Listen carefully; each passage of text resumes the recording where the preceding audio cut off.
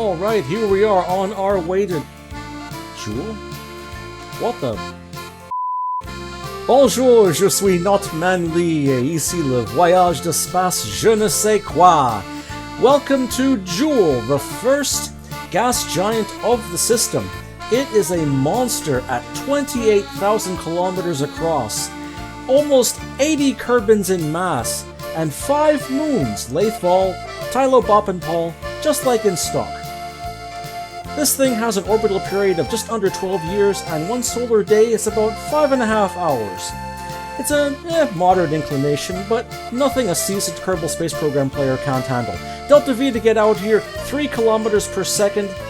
Capturing can be as much as 5.1 kilometers per second, but there are lots of moons to help you capture. But you cannot land on this thing for obvious reasons. It's a gas giant. When you get out here, there are beautiful cloud views up close. There are 5 cloud bands that act as biomes for your science. Gravity assists make approaching a lot less expensive than 5 kilometers per second as well. It's definitely a late game target though. Solar power is much less practical out at this distance, and let's face it, you're really out here for the moons. You're not out here for Jool. Well, in this case, we're definitely out here for Jool. We're getting ready to send out the first of 2 pain trains here. These are our landers for 5 of the moons here. One of them is going to be a lander for Bop and Paul. You got introduced to this in episode 11.5 a little while ago. I used Transfer Window Planner to get this ejection, and I'm just figuring out the timing to get it just right. I'm actually sending these guys out ahead of everybody else, so it's going to take a good 2.5 kilometers per second to capture. But hey, this is the Medusa nuclear pulse engine. We've got Delta V for weeks, not just for days on this craft. Problem was, Kerbal Space Program 1.9.1 was giving me encounter problems. That's why it locked up on my first attempt. This is actually the 3rd attempt to eject. And we're going to see just how efficient this Medusa nuclear pulse engine is, because now I've got all the numbers up on the screen. And I'll try to post the numbers up here if I can, assuming I remember. There we go. But anyway, this engine is just ridiculous. And I've got also 6 twitch engines for, shall we say, precision maneuvers. So we can switch between the twitches and the Medusa with just a single action group. And there we go. We end up doing some adjustments further out away from Kerbin. In the meantime, we've got multiple other craft to bring out here. I ended up working around it by turning the number of patched conics down to 2, and I just placed extra maneuver nodes along the path so I could see the projected path. That worked, at least until we could get out of Kerbin's sphere of influence, and then it had a little easier time calculating our approaches. Anyway, we've got 3 other ships to send out that way. This is a pack of inner relays. This is a pack of outer relays with those JX2 antennas. And this is the other pain train with all of the rovers and some special science gear we're going to send into Jool's atmosphere. And this craft also has precision thrusters as such. We sent them along much later, so it's able to capture just using a lathe gravity assist once we get out there.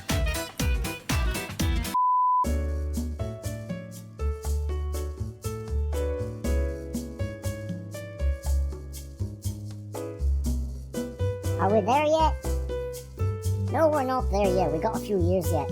Oh, come on, hey, we're trying to get out there. This is taking forever, eh? Come on, don't you have any patience? That's what we put all the board games on here. That's what we got the hab for. That's why Valentina's over here to keep us company. Come on. Ah, ya hosehead. No one said I was going to be stuck up here with you for like 5 or 6 years, eh?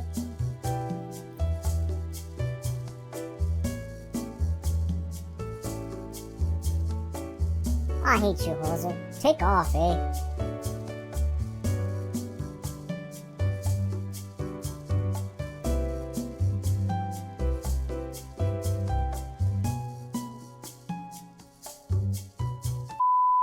Anyway, an eternity later, and we finally enter Jool's sphere of influence. We can barely see it up there in the distance. It's like 3 little stars just above the magazine where we've got all those nuclear bombs. But we are within Jool's sphere of influence, and we're going to send out Bob Kerman to take some readings There we go. And to reset some instruments, same approach we have taken for many other trips so far in this series. That is our Bop/Paul lander and rover. And there we go. Once these guys come back from here, everybody's going to have level 5 experience and we'll have no problem exploring the rest of the system. I bring up KerbNet there, trying to use that rove mate. There won't be any anomalies on the surface of Jool, of course, because you can't land on it. But I'm hoping that as we approach Lathe for our gravity assist, we'll be able to pick up something on its surface. Turns out to be a lot easier said than done because all of the moon's sphere of influence are really small, and by the time we get into Lathe's sphere of influence, we're already showing just a small area of the surface that it's going to be really hard to find out if there's an object near the poles, if there's an object out on the edges of the shores or whatever. But anyway, we do our approach to Jool. Our capture burn is going to be a mere 1.1 kilometers per second. Again, these guys are out here a lot quicker, but Lathe is quite capable of wiping off nearly 5 kilometers per second on that approach because of its sheer mass and orbital speed. We can't really use Tylo for a capture gravity assist. Tylo is not the heavyweight here that it was in stock. But you'll learn more about Tylo as we progress through this series. In any case, Lathe is a lot heavier, a lot faster, and definitely has more pull, literally speaking, gravitation-wise. Here comes our approach to Lathe. I got that KerbNet up there. We're going to see if we can see anything. I used all of our craft for that, and I just could not see anything. But I do know that there's something out there. Just taking a look around, there were no statements to remove any of the objects from the surface of Lathe. So we know there's something out there, just don't know where. And hey, we've got to have that gorgeous beauty approach here for Lathe. If you look at Jool's shadow, you could see some lightning strikes. It is a very active gas giant. Here's our approach burn. Not a problem. And look at that. Jool, the jolly green giant in space. I end up parking the Pain Train in a polar orbit just to make sure it doesn't intersect with any of the moons. And also to give us a chance to do some really low space close passes of Jool.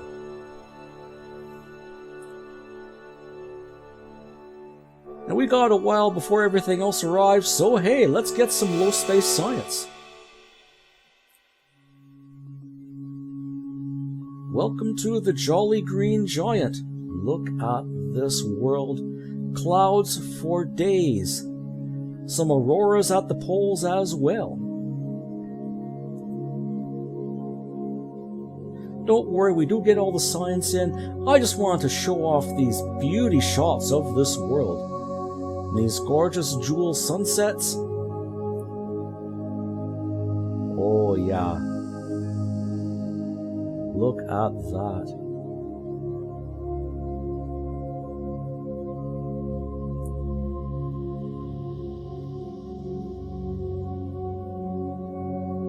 My goodness. Behind the atmosphere, the sun is little more than another star in the sky. And if you think it's dim at these distances, well, wait till we get out to Lindor. I did a little experiment here. I turned down the contrast and brightness, and yep, look at that. Definitely purple light filtering through Jool's atmosphere. Beauty. Anyway, here comes the second Pain Train. These are our rovers and our science instruments for Jool's atmosphere. I end up doing some adjustments here. We almost end up with an encounter with Vol, but I decided against that. Well, let's just get close enough to have it's kind of a quick look at it. There we go, that's Vol in the distance. And I end up putting this one in a polar orbit as well, to make sure we don't intersect with any of Jool's moons. But hey, we've got that Medusa engine, we've got Delta V for weeks. And there we go. These guys are nice and safe in Jool orbit, waiting for the relays. Here come the relays. The outer relay is going to be beyond the orbit of Paul with a 135-day orbit. Each satellite just has under 900 meters per second, but I had very, very little delta V by the time I got here. Thank goodness for that lathe gravity assist to capture there. And, wait a minute. That didn't quite capture the way I expected. I'll be right back. And there we go. This time I kept that outer relay craft in focus, and this time it got the gravity assist correct. If you're going to do precision gravity assist maneuvers like this, keep that craft in focus, or you might find the game might lose its place. And there we go.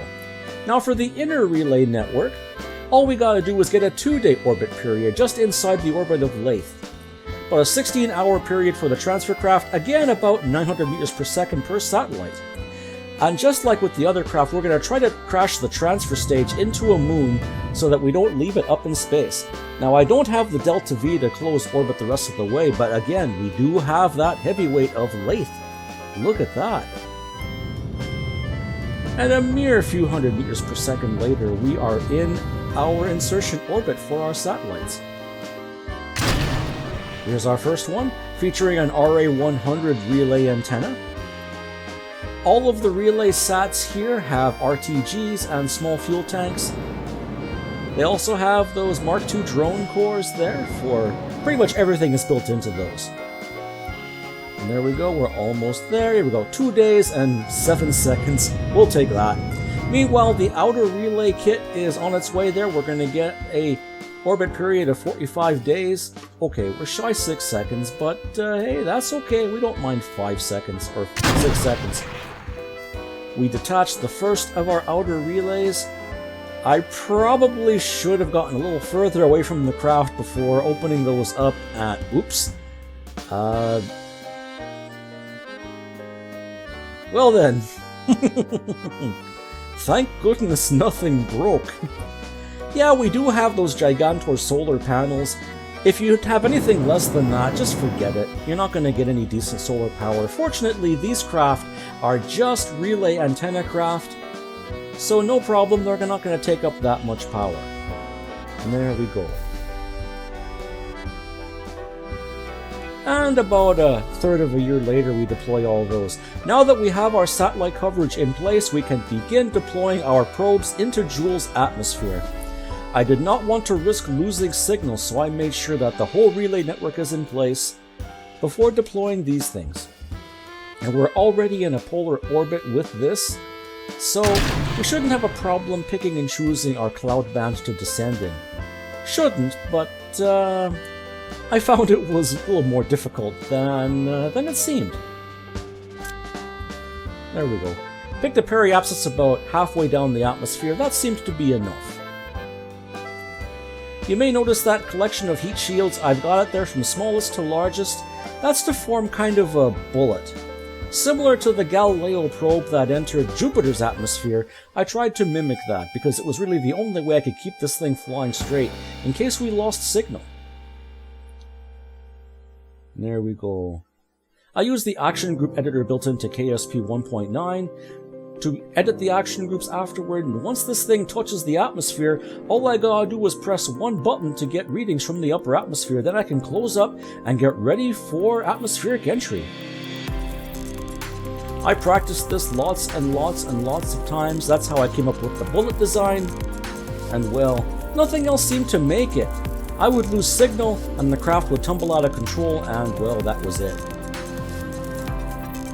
We got plenty of signal now with all the inner relays up in close Jool orbit, so hey, we should have no problem controlling this thing. Atmosphere starts at 700 kilometers, remember?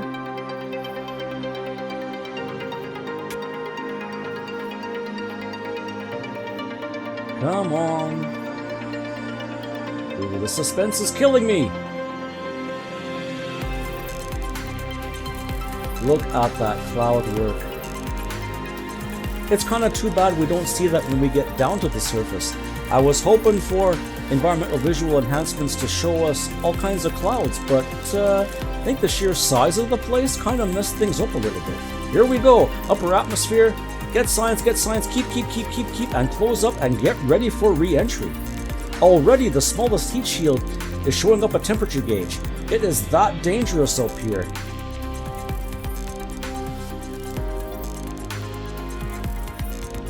Now, I don't know what happened. I was able to get this thing safely into the lower atmosphere. I decided once the atmosphere had a firm enough grip, I turned off SAS, and it went off by about 2 degrees, but that was all. It didn't have any other problems. So I figured I better not take any chances. I'll turn SAS off now. There we go. So yeah, Ferrum says we're not doing more than 2 degrees, maybe 2.5 degrees. This thing holds course for as long as it needs. Signal just kind of disappears without any warning whatsoever. It was a good thing that I turned it off, and it's a good thing that the atmosphere held on before I realized, whoops, we got no signal. But that's okay, this thing is fully on course, it's not stuck on SAS hold, and it will enter the atmosphere safely. You see the spots up on the upper disk of Jool there? That's the upper bands of clouds. I don't know why they're not being rendered up close. In the meantime, we've got those, well, you could call them surface clouds.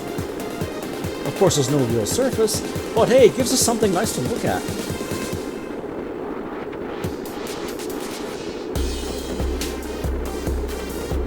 There we go.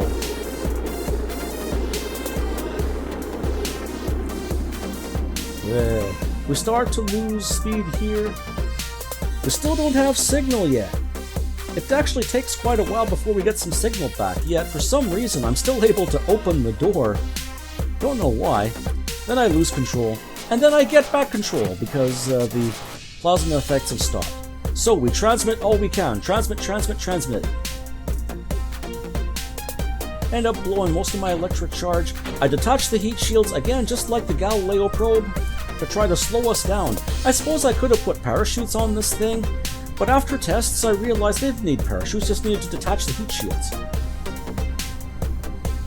So I'm waiting for the batteries to recharge. I have 2 radiothermal generators aboard there. This is a pretty expensive probe for what it is.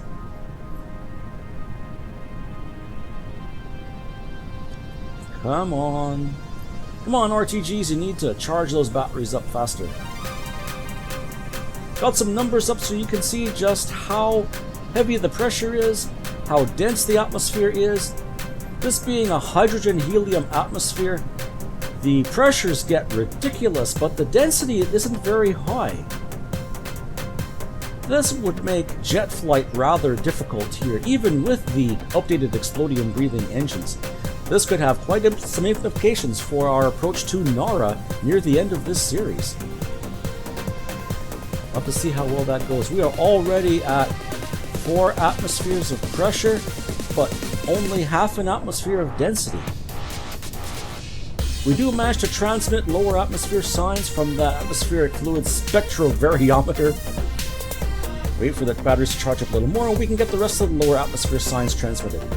Fortunately, we do make it. Come on, just a little more battery charge. There we go. Transmit. I just have some radio-mounted antennas on there. Now, after I was done, I pointed this thing sideways just to get it killed faster. We're starting to approach pressure limits at 14 kilometers up.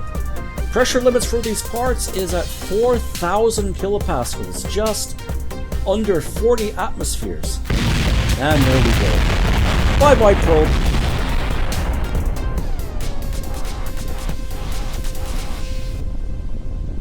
There we go.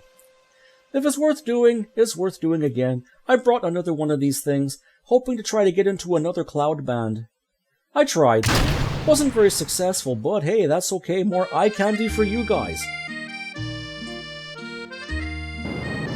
That carrier craft was also ditched into Jool's atmosphere safely, so no more space junk.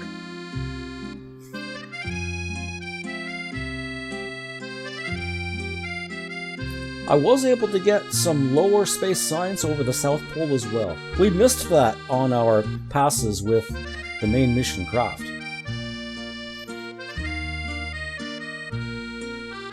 Look at that.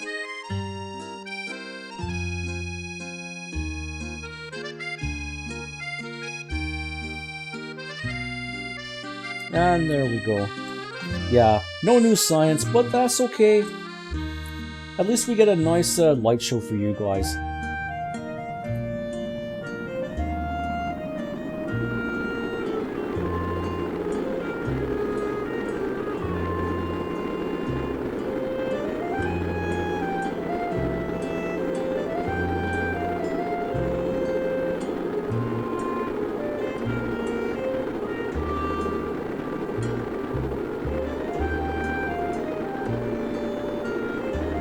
So yeah, it was difficult getting things out here, but hey, it's gonna be all worth it. Everything made it out here in one piece. Nothing exploded, nothing came apart on the docking ports. Thank goodness for that. The only real casualty was my computer's frame rate. Can we get a new PC? So anyway, for this one, I just wanted to show you guys what happened if part pressure limits was not a concern. We get down there, okay, but take a look at that skin temperature of the heat shield. It is shooting up rapidly. Jool has a hazardous body configuration and it kicks in at about 12 kilometers up. It's kind of treated like radiation, but the game interprets it as heat, and so if the pressure doesn't kill you, the temperature will. So let's just turn on ignore max temperature. Let's see how hot it gets with all the cheats turned on here. Bye bye sun, we won't be seeing you again. Look at that. Look at that. The pressure's just going through the roof. Strangely enough, that thermometer is not showing any changes. Oh boy. My goodness, it's full of turquoise. Yeah. Bye-bye, probe.